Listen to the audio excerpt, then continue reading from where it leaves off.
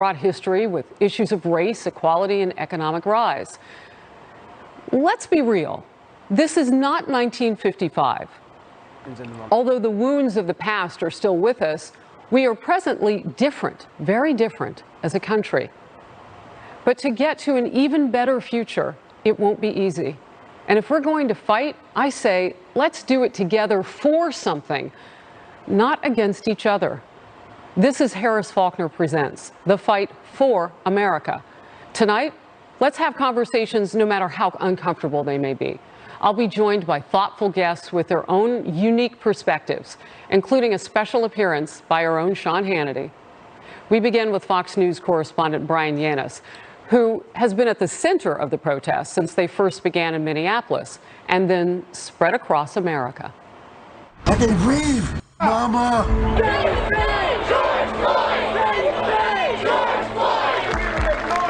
This is one of the larger demonstrations that we have seen in the last 4 days here in New York City. Thousands of protesters here in Washington Square Park. It has been a peaceful protest thus far. My life right now can be taken by somebody else's because of the color of my skin.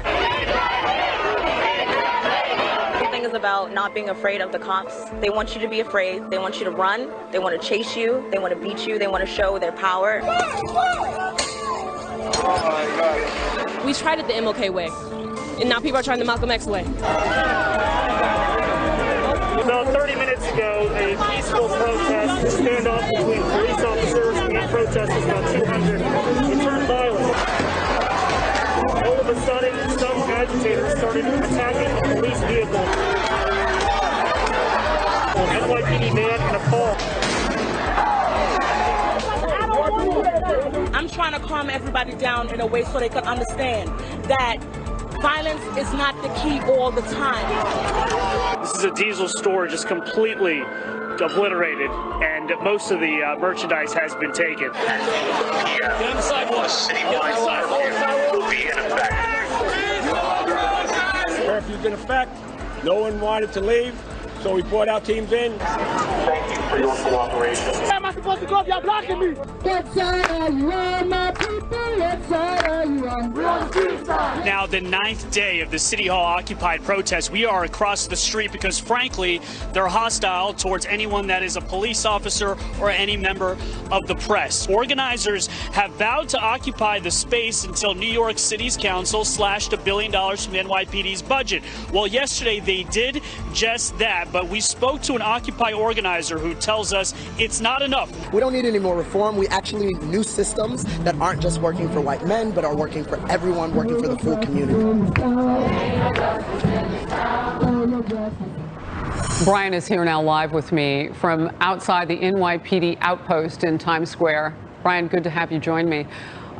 You and I have talked a lot about the protesters, and you've been speaking with them in different cities and how they want to see their own changes enacted. But it's going to take more, maybe unification? I don't know. Do they have an idea of who actually would speak for them? Is it the Black Lives Matter organization that it would be? Who is it?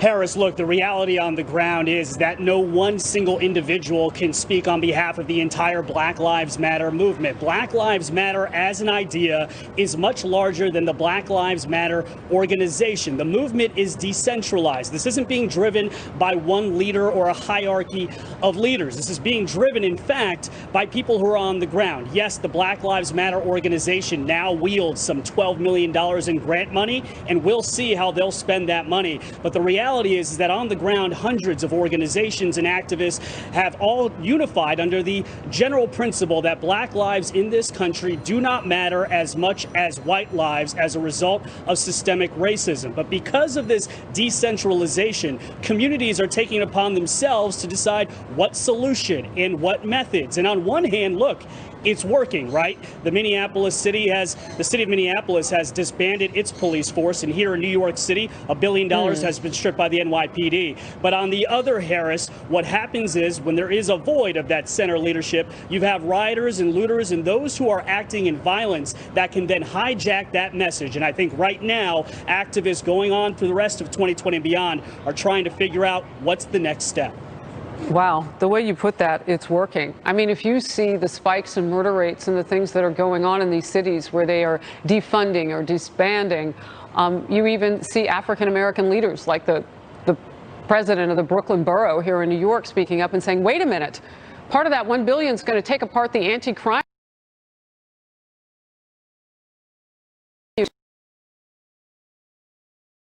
The battle over our nation's statues and monuments is front and center, where things stand right now. From the shadow of the White House to Baltimore's Inner Harbor to the former capital of the Confederacy, in cities and towns all across America. 1, 2. What some called a reckoning on race, others deemed an assault on our shared history. What do we want? Justice. When do we want it? But what should have been a national conversation, an exchange of ideas, instead devolved in "must come down." We don't get it. Shut it down. Demands that often veered into invective and even violence. Come on. President Trump rolled out the National Guard, which, along with other law enforcement, defended monuments, even going so far as to sign an executive order authorizing up to a decade behind bars for those who dared damage the monuments. A threat that came as the Speaker of the House, Nancy Pelosi, ordered the removal of 11 Confederate statues from the U.S. Capitol. Their statues pay homage to hate, not heritage, she wrote in a statement. They must be removed. And we will teach our children to know that they live in a land of legends, that nothing can stop them, and that no one can hold them down. At Mount Rushmore, President Trump pledged the creation of a national garden to celebrate America's heroes. A vast outdoor park that will feature the statues of the greatest Americans to ever live. While no former Confederate soldiers are expected to be a part of the garden collection, some historians believe that the time to rethink their placement in American life is long overdue, whether encased in bronze, etched in stone, adorning the entries of some of America's oldest military bases, or as part of flags that fly above state houses. Confederate monuments are memorials to people who committed treason in defense of the right of some people to own other people. Those should be removed from public places and put in museums. Kevin Corke joins me now in front of the Emancipation Memorial in Washington, D.C. And Kevin, I know you're going to tell us why critics are calling for that particular statue to be torn down next. Yeah, I'm going to step out of the shot so you can take a look. It is here. There aren't any folks here right now. Certainly that has not been the case over the last several days and weeks in this city. I can tell you that there is this idea that monuments like this, flags, etc., do need to change. And I can also tell you, Harris, that Mississippi's governor, Tate Reeves, is asking a commission to come up with designs to change his flag's his state's flag, that is, by the 14th of September. We do know that it will not include the Confederate stars and bars, Harris. All right, so it's about those monuments, flags, anything about the Confederacy at this point. And as we know, Kevin, not everybody agrees. Great reporting. Thank you very much. I want to bring in now Alveda King. You may know her. She is the niece of Dr. Martin Luther King Jr. Alveda, great to have you on the program tonight. You know, let's start. Thank you, Harris, joining you. I'm glad to join you as well. Thank you. You know, let's start with the painful history that some of the monuments and things represent versus where we really are today. What's your thought on it? Should we tear it down? Can we hang an extra plaque and put it in context? What's best?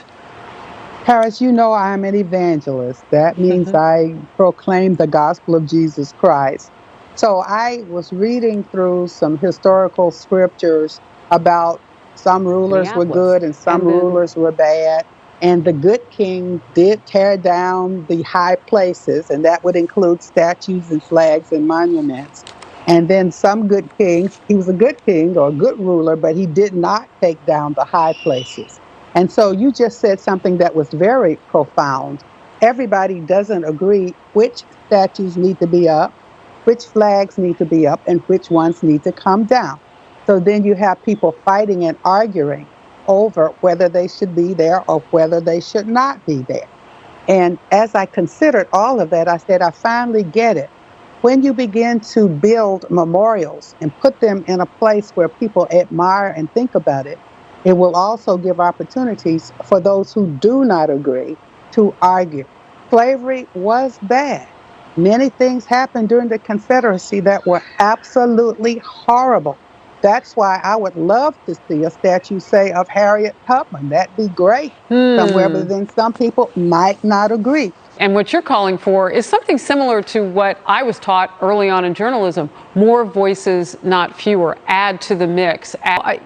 When your uncle was marching in America and peacefully protesting, he set such a standard about how we're supposed to do that. What do you think he would say looking at some of the violence that has perforated the peaceful protests? Not that they're part of it, but those voices and those actions that are among the crowd are tough. I have a good friend at a company called But You Can't. For example, Roger Stone can be on an interview and he says, and he's been interviewed by an African American, I'm not going to talk to this Negro about this. Now, that's racist, that's horrible. But let two African Americans be on an interview and one will say, Negro, I'm not listening to you, and the other one laugh. And it rolls on. So who can say what? Who can't say what? That becomes another area of strife and argument. It's based on skin color, although we all bleed the same. We're all one human race, but we are arguing over skin color. We get these disagreements over what should be honored and what is not honorable, and all of that becomes a problem. Yet at the end of the day, Martin Luther King Jr. really did say we must learn to live together as brothers, and I'll add as sisters, or perish together as fools. He longed for a day when there would be no black power, no white power, only God power and human power, and human beings acting civilly and not fighting over statues and flags and skin color. And, you know, we're not even colorblind. No, we're So not. can we get there? Somebody's... Alveda, I want to interject real quickly before we run out of time. Can we get there at this point when you don't have a unified voice speaking for the people in the streets? How can you negotiate what they are asking for? You know, Congress is going to punt it. Democrats say they want to wait till 2021. Not blaming anybody, just spitting the facts. So how do we go forward? And you have a history. You're part of a legacy in this country for change. We are, and we are peaceful, and we negotiate. You have a unifying voice. I mean, you have the ability to discuss things with several people, and none of us get angry and then throw something through the TV screen. So that unifying voice with logic and reason is very, very important. And so if we can communicate without arguing and without fighting over things that are just kind of just on the surface, emotional, if we can get to that real peace and talk logically and peacefully, yes, Harris, we can get there. Alveda King, thank you. And thanks for the compliment. I appreciate it. Thank you. Thanks. So much wisdom. While many of the protests have been peaceful, as I mentioned, we cannot ignore the recent spikes in violent crime in cities across America. In Seattle, a teenager was killed near the organized protest zone surrounding an abandoned police precinct. In New York City, days after the city council voted to defund the police by $1 billion, a one-year-old baby was killed by stray gunfire. Our own Sean Hannity sat down with both victims' families, and I asked him, and the challenges that police officers face in the moment as well. And here's Sean. They need to come talk to me, and somebody need to come tell me something, because I still don't know nothing, and somebody need to come to my house and knock on my door and tell me something that, you know, I don't know nothing. All I know is my son he got killed up there. For the cowards that did this, you should be ashamed of yourself, because everybody talk about Black Lives Matter. What about baby lives? You know, I want to start with an interview that I saw of yours recently. And I wondered how this father of color sat with Sean Hannity, and you were able to pull so much out of him, it felt like, and then we learned about you. Fox went on the air in, October 1996, Harris, and I'm not going to lie, that was a very hard night for me personally. It wasn't about race to me. It was father to father. And I've now gotten to know Horace Lorenzo Anderson Sr., and I've learned about Horace Lorenzo Anderson Jr. And as the interview was going on and I learned certain things, he lost his precious 19-year-old son. And he's like, my son is not coming back. I don't get to hold my son. And my son's 21, Harris. My daughter's 18. Are America's national treasure. This is about our American family in that sense. I had so many people writing while the interview was going on. My phone's blowing up. I just look quickly. I'm crying. I'm crying. I'm crying. This is heartbreaking. The mayor never called this man. He didn't get to identify his son's body until he said days later. And I'm like, what? This shouldn't have happened. If you're living in Chicago, if you're living in New York, if you allow anarchists to take over the Chaz Chop, autonomous spaghetti potluck dinner, summer of love zone as the mayor, I'm so angry at that mayor zone, and people are not safe and secure in their home, their city, their neighborhood, you have no opportunity starting right there to pursue happiness. Safety and security, law and order has got to be universal. I saw the tape of George Floyd. My eyes don't lie to me. And I know too much about martial arts and too much about the vulnerability of the neck to know I am frankly surprised, and I say this with deep sadness, that he lived as long as he lived. That can't happen again, Harris. That cannot happen again. End of sentence.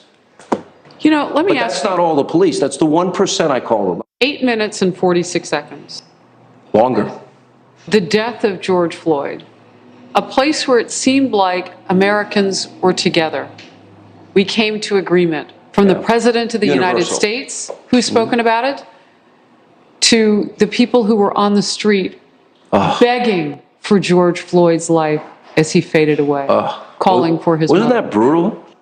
Why is it, do you think, Sean, that we are so now divided? Where have we drifted from or gone from those 8 minutes and 46 seconds that now it looks like it didn't happen, that we were all on the same page? What happened? You are asking profound, important questions that I hope everybody that's watching answers. Where did we go? There's the Black Lives Matter group. And I pointed this out for years, on tape saying, what do we want? Dead cops. When do we want them now? Chanting, pigs in a blanket, fry them like bacon. I make a very clear distinction between peaceful protesters that had righteous indignation over what happened to George Floyd, that went to the streets. This cannot happen. Look at this one incident and all that has happened since. We now have 1,100 police officers injured, some of them very seriously. 12 of them are dead since that incident. You saw this week, for example, the baseball bats being distributed. A cop has his back turned, clobbered the guy. I mean, this guy went back, leaned in, and slammed that bat on that officer's head. He's lucky that he's alive today. You say that that's part of the challenge for police officers right now, that there's too much out there that helps them to become in a place where lethal or excessive force is even on the plate. You say take some of that off. You want to take some and put different non-lethal options on the table. What do you mean by that? Well, okay, for the 7 years I'm a student of martial arts, I do it 4 or 5 days a week, an hour and a half a day.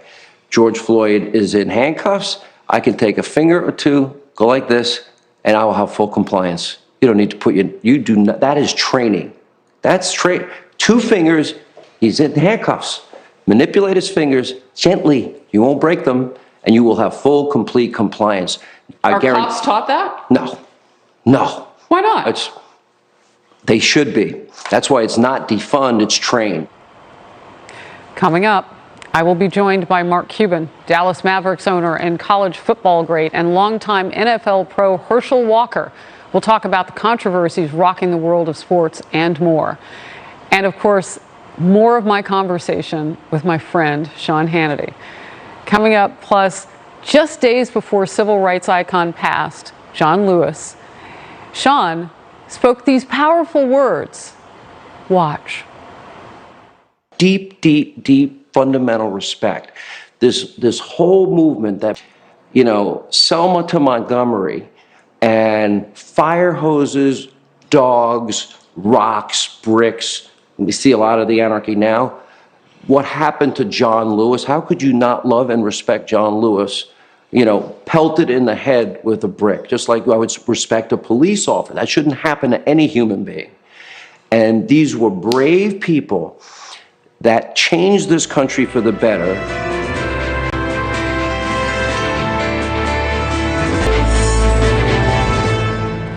Welcome back to the fight for America.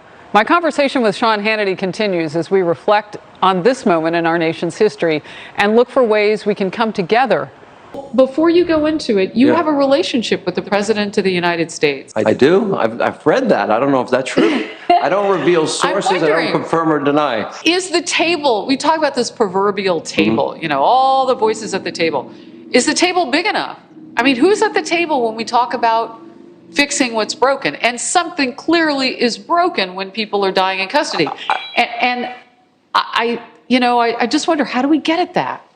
You're asking the political question on the end, and I'll go back to the other question. But the political answer is, you know, it's amazing criminal justice reform. It didn't happen in the 8 years of Biden and Obama. Donald Trump got that done, and it was necessary to end unequal, unfair, and I would argue disparate sentencing. You know, Barry Scheck of the Innocent Project convinced me, unless you have video evidence of a murder, there are too many cases that they got wrong when they went back with new technology and DNA. As I learned and I grew and I understand, I began to see, wait a minute, so this person has crack cocaine and they get one sentence, and this person has powder cocaine and they get a different sentence? Is that fair to you? It doesn't sound fair to me. The criminal justice, will we ever forget the moment? I've actually become friendly with Alice Marie Johnson in the moment she came out, hugged her family, embraced her family. What she did in prison for 20 years, never thinking she'd get out. Bible studies. I'm going off course here. I see your eyes. But police reform was President Trump. Criminal justice reform was President Trump. What do you see on the other side of where we are as a nation? Boy, I wish I had a crystal ball. Here's what I do know. And maybe it's not fashionable to talk about American exceptionalism or American greatness. I quote this guy. He just passed away. He was a mentor of mine. He was one of the pioneers of talk radio. His name is Barry Farber. And he said, there's never been a country in the history of mankind that has accumulated more power and abused it less. And I add to that, there's never been a country in the history of mankind that has accumulated more power, used that power to advance the human condition than this one. All of our freedom and capitalism has allowed America to conquer science, to conquer building, to conquer energy, you know, all the medical breakthroughs, all of the genius engineering, you know, things that I can't begin to talk about, inventions, amazing, and we share it with the world. Imperfect, of course.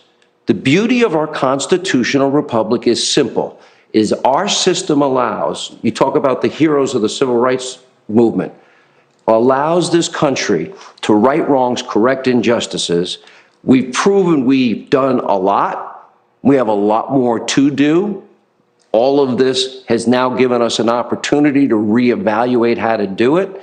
First two things I would do is make every American citizen safe and secure. The next thing I would guarantee is every American child gets an education, because right now, if I had a ladder in front of me, just rip out every rung of that ladder, because all of these cities that we've been talking about have failed our children at an epic fail that is spectacular. It's going to take bringing everybody to the table, and what, you know, the big unknown right now is who represents the majority of those protesters in the streets. And we don't know the answer to that. Well, we don't have what you had when you were forming relationships with African American leadership. We don't have those voices that lead the black community in a singular fashion because we're all different and our experiences are so different now, not just from then, but from each other.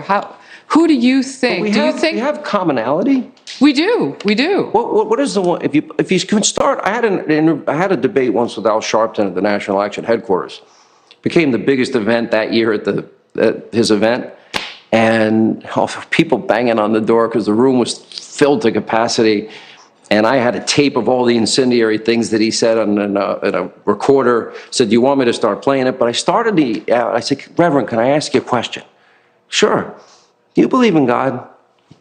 He's been a preacher since he was a young man. "Yes, of course." "You believe Jesus Christ died for our sins?" "Yeah, of course." I said, "I believe all that too." And then I kind of joking, but it meant it. Why do we disagree on everything else? I think I had the best conversation, I'll end this with this, with George Floyd's pastor. He's been on my radio show 2 hours, 2 separate shows.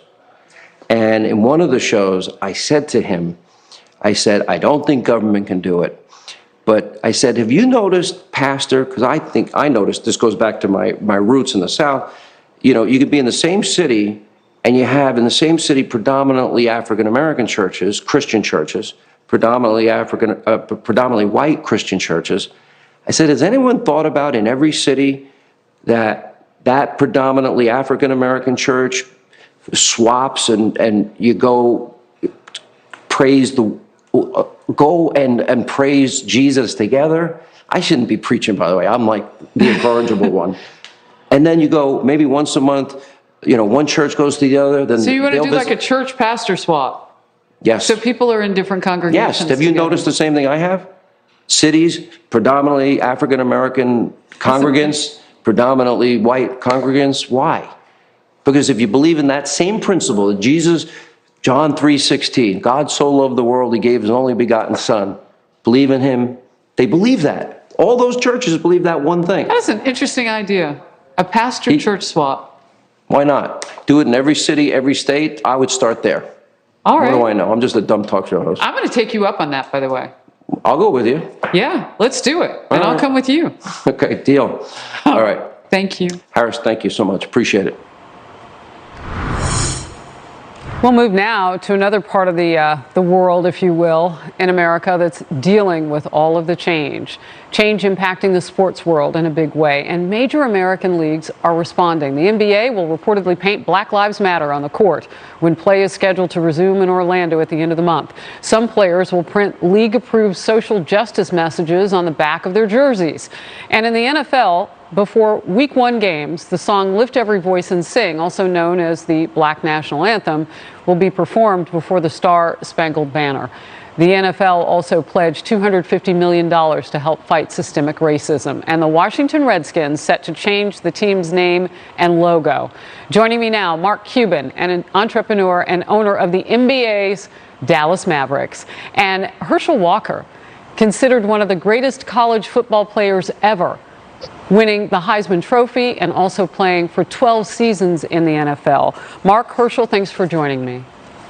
Thanks for having me. Herschel, thank you for having us on. Absolutely. Herschel, I'm going to come to you first. I mentioned some things that the NFL is thinking of doing, and I know you have a reaction that's pretty strong to, you know, starting off with the Black National Anthem and some of the other changes. What are your ideas? Well, you know, one of the problems I think that we have is a lot of these sensitive topics we don't want to address. You know, we don't want to address these sensitive topics.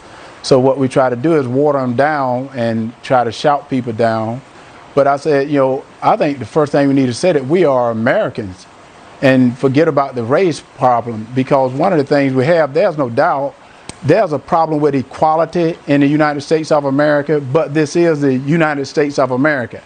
And we can solve those problems if we're not afraid to address very sensitive topics. And I think that's the problem. Like what? Well, the most sensitive topic in the NFL today, and you want to talk about equality, is, you know, why you not have black coaches in the NFL? and to say that you're going to put BLM on the field or on a jersey, well, some people may not believe in BLM. And, for myself, and I asked the question here, no one would give me the answer. I said, there's no doubt BLM is important, but American lives are important. And then I go back, the organization of BLM, I'm not sure what they stand for. And so how could NFL say we want to support BLM or we're going to do this here without having the players to say what they want? Because you cannot put that on a player who may disagree with it. Mark, your thoughts? Yeah, I agree with Herschel. You've got to address sensitive issues. And I think that's what the NBA is trying to do. And I agree with Herschel. You've got to talk to and listen to your players. And that's exactly what we're trying to do. This wasn't defined by management at the NBA. This is what our players asked us to do. This is important to our players.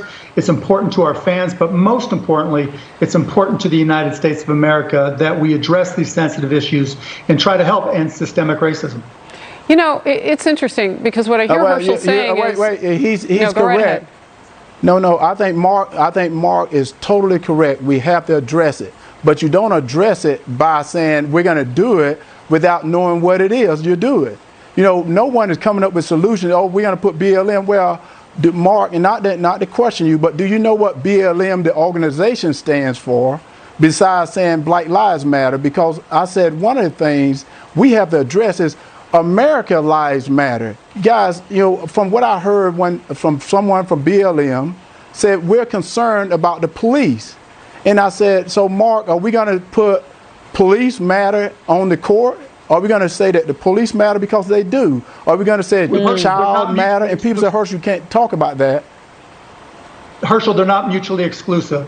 Every life matters, but when someone's in trouble, you address them first. And the black community has issues. And I think, systemic racism has been here for generations. It's not going away unless we do something about it. And so you want to deal with the problems first. And I think that's what we're trying to do. Mark, let me ask you this, because I think this is more of a... Hold on one second, Herschel, because you brought up something really important. Yes. You mentioned black leadership in the NFL. And I'm curious about not just coaches, because there are some, but what about ownership? And what about those things that systemically challenge and change the hierarchy of power and put it in the hands of people of color, Mark? No, it's important. That's why, two different questions versus the NBA versus just, how do you increase the capabilities of African Americans to have more appreciable assets, invest in more companies, create more companies.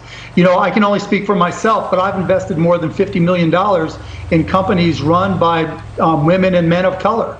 Because I think it's critically important that we give them the capital they need to go back into the communities they live in and build them up, because it's not going to happen just by talking. All right.